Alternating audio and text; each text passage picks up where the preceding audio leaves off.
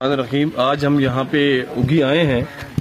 हमारे निहायत ही काबिल एहतराम भाई अकबर शाह साहब, जो कल एक निहायत ही बेरहमी से दहशतगर्दी के तहत उनको शहीद किया गया, उस हवाले से हम तमाम लोग यहाँ पे थाने में हाजिर हुए हैं।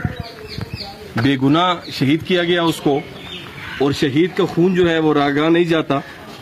मेरी इंतज़ामिया से ये अपील है कि जो एफआईआर उनके मुद्दई यहाँ पे भाई उनके मौजूद हैं, बेटा भी, और ये उनका बेटा भी यहाँ पे मौजूद है, जो जख्मी हालत में यहाँ पे खड़ा है, और अभी भी गोली जो है इसके जिस्म में है वो निकाली नहीं गई है।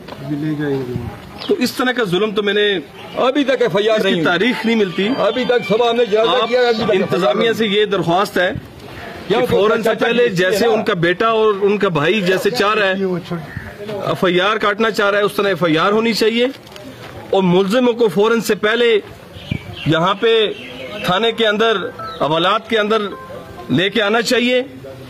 अगर इस तरह का हमें 19-20 भी नजर आया पुलिस की तरफ से और इंतजामिया की तरफ से, तो फिर हमें हक हासिल है। हम एक भरपूर एहतजाज की कॉल देंगे और फिर अल्लाह के हुक्म से किसी की भी हम नहीं सुनेंगे, और ये रोड उस वक्त तक नहीं खुलेगा जब तक जो एफआईआर हम करवाना चाह रहे हैं अगर उस तरह से नहीं हुई। हम कानून के बड़े मानने वाले हैं और उनके साथ चलने वाले लोग हैं, लेकिन हम जुल्म को बर्दाश्त नहीं करेंगे। इस तरह का बेगुनाह खून करना ये इंसानियत का कत्ल है। वो कहते हैं कुफर का निजाम तो चल सकता है लेकिन जुल्म का निजाम नहीं चल सकता।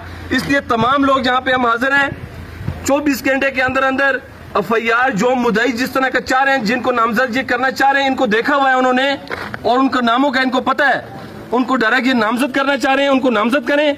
अगर इस तरह ना हुआ तो फिर हमारे पास इख्तियार है, आप हमें सोटा मारे, हम आगे से रोएं भी ना, इस तरह नहीं हो सकता। फिर हम जो हमारा जी चाहेगा, जिस तरह हम चाहेंगे, हम पूरे खैबर पख्तूनख्वा के अंदर एहतजाज की कॉल देंगे, पूरे पाकिस्तान के अंदर हम एहतजाज की कॉल देंगे।